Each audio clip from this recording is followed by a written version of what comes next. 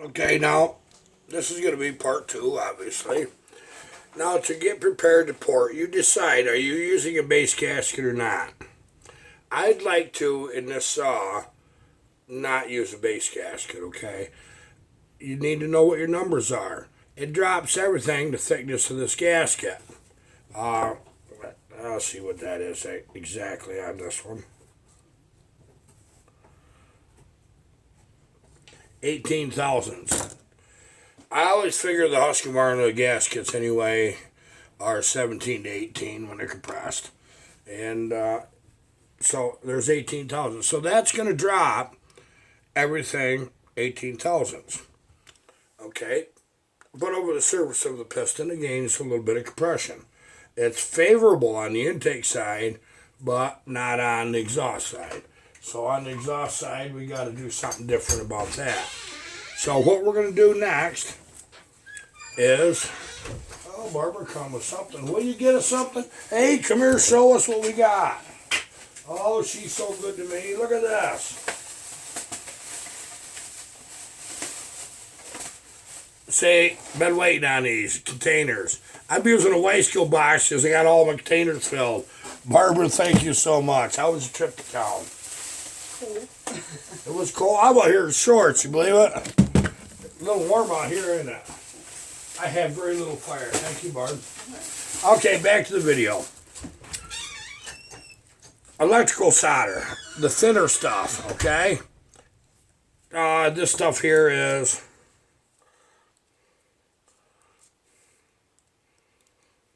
about 62 thousandths, okay? You kind of bend it, get your piston going down, so you got a little room. Get that up about like that. Put that in there. You'll touch your cylinder wall, and then you just wheel it. Go. Okay? See, I compressed that solder. All right? We want 20 thousandths minimum. I don't want any lower than that. We gain about 2 to 3 thousandths with the assembly silicone, okay? So if you're at 18, don't worry. Okay.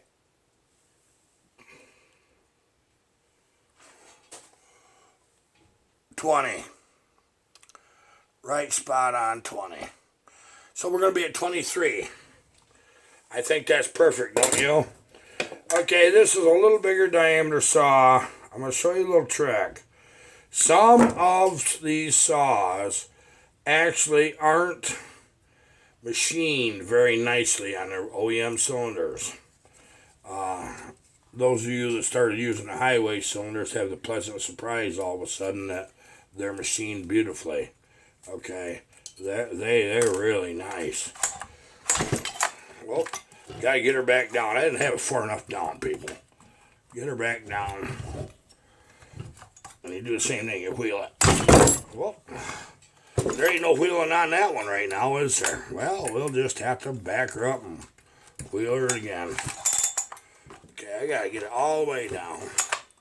So we're gonna take something blunt to help push that down. I probably got that wire kind of tangled up there, didn't I?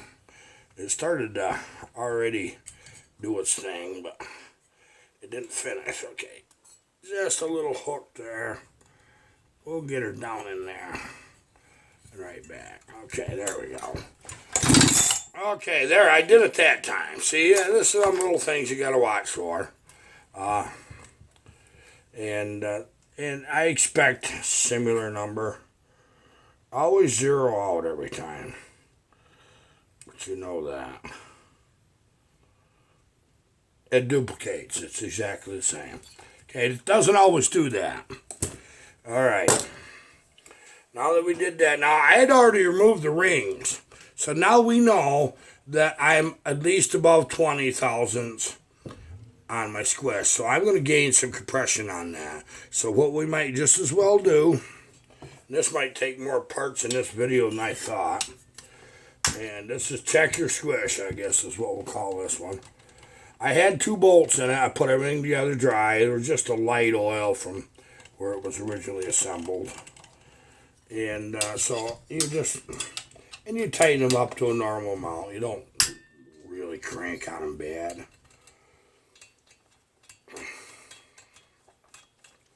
This will be a fun set of videos for me to make with a saw. We'll cover it from one end to the other. We'll probably have some videos in between here and there because it's just the way it works. And, okay. Boy, I tell you, it come right off there slick as all get out. Okay, and we're going to set that to the side. Okay. Now, what I do is I use a piece of MIG wire. And I put it on the 390, use an exhaust bolt, because it's slightly bigger where the lid goes on. And you just bend that little wire. You just get a little loop here wire. I'm sure you guys can see that pretty good there. I'm going to turn that down so you guys can get a better view. Get you a little closer. Alright. And right here's my wire. Got it attached already. Now what I got to do, I drop something on the ground. I'm dropping stuff all day.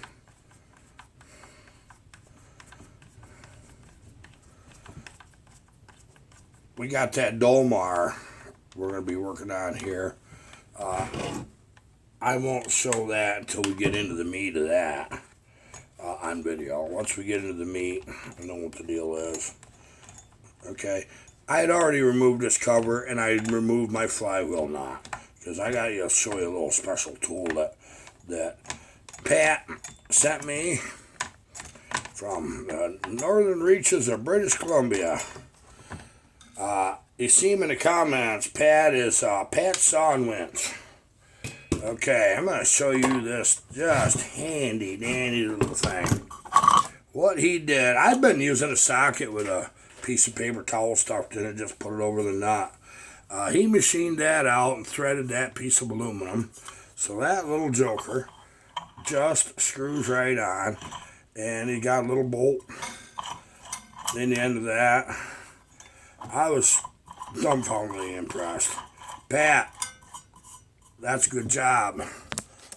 That makes it easy. I'm going to turn you down so you can see what's going on. Alright, you can read the numbers there, looks like. Okay, so I got to get it where I can read the numbers. You don't need to see them as much as I do. Now, just for the heck of it, I'm not going to bolt the cylinder on. All I'm going to do is just set it down just to get through this next little phase. And actually, I will. I'll go ahead and bolt it down. I know what I'm thinking. I'll bolt it back down.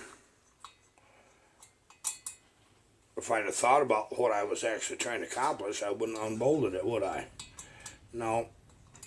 When you're working alone with no camera on, you just go by the numbers, easy day, you know what you're doing. But when you're doing it in front of the camera, you got to think about what you're trying to accomplish. Like I said, I get jack in my jaw, and one thing leads to another. So we had to have that on to be able to get the numbers, didn't we?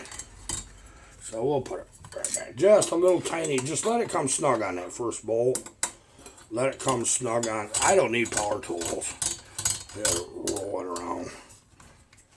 I don't like using power tools on saws. I know, yeah, it works. Jeez, what if it don't at one time? Then I got to deal with the darn thing.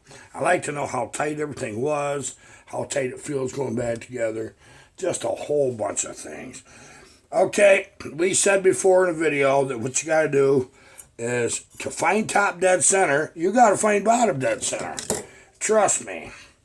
They want you to use piston stops on the arborist sites and all this. Don't do it because it's a stop. It's not going to top dead center.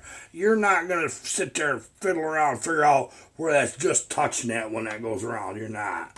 So you go ahead, take something very blunt, and you push that piston down. And that'll stop. And then you wheel it off and do it again. Wheel it the other way, do it again. Okay, that's what you're actually looking for, boy. So right there, that's my bottom dead center. Boy, that was really, actually, if you know the truth, I didn't even, I just wheeled that on there. Okay. Okay, see where my pointer is? Yep, right on bottom dead center. Okay, so that means when I roll this forward with my finger, do that 3 times. Make sure that duplicates, okay? Because if you don't, you're in trouble. So we go top dead center. What I'm going to do is represent this thing fired, okay? What is it doing after it fires? Well, I'll tell you one thing it's going to do. It's going to lose its light for a minute here. And what I'm going to try to do is get it dark enough so you can see what I want you to see. Now, I'm going to have to put you in a different camera mount. So this is where I knew this would be this way, so I didn't want to show you my mount first. So you just bear with me a minute. We'll get you set up, and we're going to get this where you know what's going on. Okay. There is my tripod, my camera mount. This is a bicycle handlebar attachment for a phone. Now, my son got the idea, you take and roll up that little lever that you're supposed to aim the camera with, then represent and clamp that thing on there. I said, oh, God, Cullen, what are you doing? I do that. It's a dad thing, you know. But that works.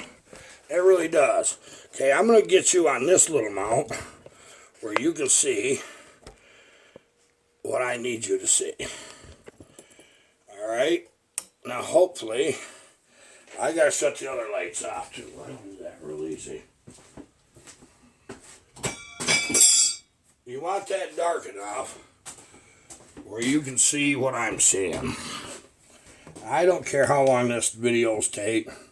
It's no big deal. What we're doing is we're looking for the piston to be coming down. Okay, see how you seen that open. Okay, close it. Okay, you shine your flashlight right in your spark plug hole. See that light break? Right? Bam, there. See that? It just comes out when it starts to balloon, just like that, right? There. Isn't that nice? Okay, that is your degrees. Put the cameras back on. Okay. After top dead center. 90, 100. This one is already at 100. Now, you'll see like the X-Torques be 106, 108. The late series of these, you'll see them at 104, one thing another. Now, you have to realize that when I took that 20 thousandths or 18 thousandths of that head gasket off, I moved that cylinder down, okay? And what that did was made a longer blowdown, okay? But you just count, you see 4590 and then another, each one of these are 1, and then that's 100. That would be a nice torque monster there. And I'll tell you what I want to do with this one. I want to run this one right at 96. I want that to open just a little early on that exhaust so it's got a little more time to get it out. Okay. Now what I'm going to do is put you back in the other camera mount. So when you get done wiggling and jiggling, you freaking probably hate me in the morning, but it is the way it is. But this is how we get things done in it. Okay. Now we want to know the relationship that our transfer is open. So I'll show you how to do that. It's real simple. Some of this you're just going to have to take at my word. I don't know if I'm going to be able to get a camera to show you what I'm seeing, but I'm going to do my very best for you because you guys deserve it and you're loyal. And you want to know. You know, I tell you, when you guys get in the comments, come on, dang, where's that freaking video you promised us? Well, I had that saw apart. I had to get it done. I've been promising that guy 2 weeks, and everybody knows what we did. We got in the middle of a bunch of things. Okay. you take one of your rings and you put that inside your cylinder, all right? And try to get it in a safe spot off the side of the intake or the exhaust. I don't care which side you do it. On this one, I want to do it right off the exhaust, all right? And you get that kind of shoved down in there. And I wish I had a 390 piston off, because if you already have a piston off with something, that makes it really nice. But I can do it. I can do it. Okay, what I'm actually trying to accomplish with this whole deal is I want that ring to be at the very top of the transfers. Now bear with me just a minute, and then I will show you. I think I can do it. See, I wanted to do this with a 390 because they're a bigger cylinder, and I think you guys will be able to see better. Okay.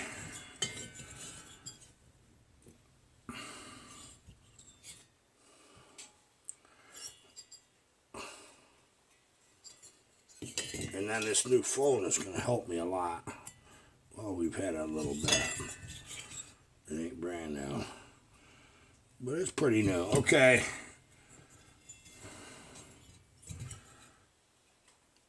Now this is going to be really nice, even if I got to use a flashlight. Okay, here's what we've got. That ring is, the cylinder obviously is upside down. At the very edge of the top of the transfers. We want to know when that piston is coming down in relationship of the exhaust and the transfer opening. Okay, that makes a difference. Okay, you can kind of get the idea that the exhaust opens part way and then the transfer is open. Exactly. Okay, when you look in here from this way, I can get it where you can see it. It really is like cutting hair in a mirror for real. Maybe this light here will be better.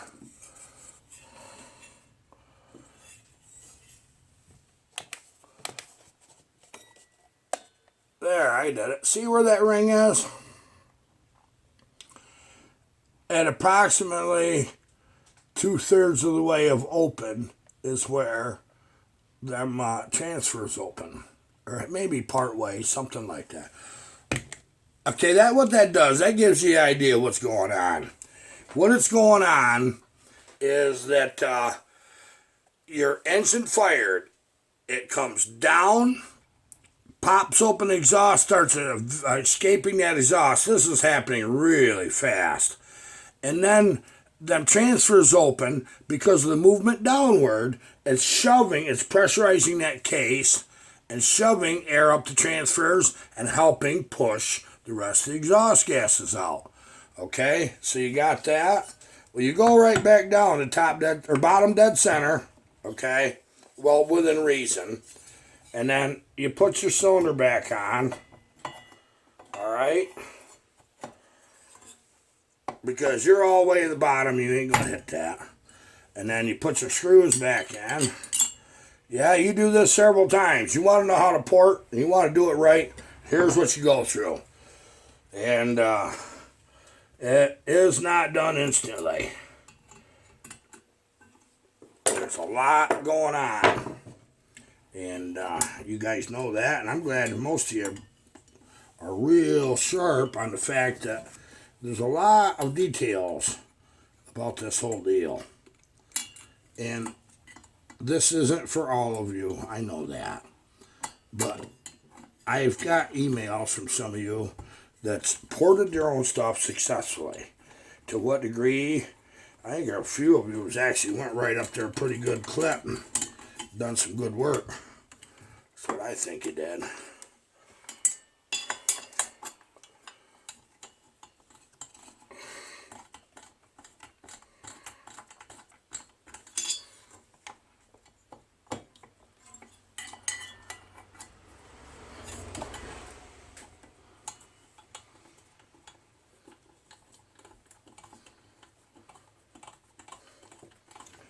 Yeah, we'll get her screwed down here at one point. You want that fairly tight. Now what we're going to do, we want to roll that piston in the same direction the engine rotates. And we want to come back. Well, actually, we're going to back it up. That's what we're going to do. We're going to back it up. I'm getting ahead of myself. I was thinking about on the intake side, the relationship of that. Okay. Now we know that first ray of light was at 110 degrees after top dead center, right? And if we're lucky, I didn't move my wheel. Everything you do, you check 3 times. Now you're going to bear with me a minute, and you're just going to have to trust me on this part. What you got to do is look in there, roll that engine backwards till it touches that ring. All right? Right there. That's exactly right on it. I'm going to try to show it to you. But I rolled that backwards till that touches that ring. You might just about see that, I think. Maybe. Well, I tell you what. There we go. Yeah. Just catch a whiff of it right there. Okay. Now remember what we said. That it was 100 degrees. 90, 95, 100, okay? 110, 125. So 15 degrees after, that's when this opens. Okay, that's where it starts opening. Okay, we don't care how long it's opening right now, quite honestly, because we're not getting into, we're building something you can go logging with. We're not building a hot rod race saw. We can't do anything about that. There is something you need to know, quite honestly, is when you roll that right on forward, you go back down to the bottom dead center, you can actually physically look right in there.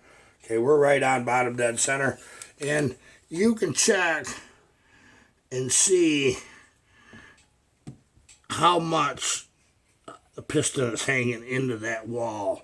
Okay, if you want to know exactly, what you do is you move your ring to the bottom of the piston at this point. Okay, and I'll represent that. You can do it from right here. You just push that ring down right on top of that piston. All right, with that little hook. This what it does, it saves you a little step. Okay, I'm going to go ahead and pull that off, and that'll tell me how much piston is in the way. And I shouldn't be showing you this one thing I know, but I'm going to do it because I share what information I know. People say, well, gee, do you do special machining? Do you do this? Do you do that? Nah, leave that to them guys on them arborist sites. They can have all the fun. I ain't saws ain't a play toy in my world, guys. I'm just telling you right now the way it is. They just ain't. So we are going to do, and I'm going to teach you only what I know about it. Or what I know is a good idea. I don't want nobody in trouble. I won't, if you ask me a direct question and I know the answer, I'll tell you in an email. But there's some stuff I won't share on a video because I think it's kind of hinky. Alright? I really do. Okay.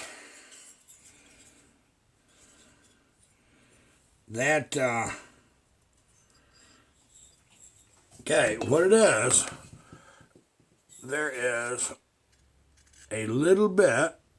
Now you're looking at the bottom of the ring this time. Okay, there's the intake. Roll it down like cutting hair in the freaking mirror, ain't it? Okay, see that ring? It's the bottom of the ring is what you're looking at. See how much that piston is blocking that to the bottom But, you know, the side that is toward the bottom of the cylinder, which is this side, that's blocking that just a little bit, isn't it? All right. Here's some knowledge I shouldn't share, but I will. You can get down in there carefully and take that measurement. Boy, I hate doing this. I'm just going to put it this way. You can take, on this piston side, right here, you can take and taper that from them transfers. Locate where your transfers are and just give that a little taper on that piston, just downward a little bit. And what that does, that allows you to not try to fudge the top of your numbers. You know, the difference between where your blowdown started and the blowdown, and the transfers open, you know, when the piston cleared it. I don't want to change them on this saw. I really feel it's quite ample. It's not necessary. We're going to take just a little bit. Don't go more than halfway to your ringland. Be conservative, and it'll be just fine. But that allows that to just skin up and kiss that piston. I might not even do it. We'll just see. Okay, this is going to be part 2. It's pretty obvious. We got more to go because we got to measure the intake side next and then come up with the numbers.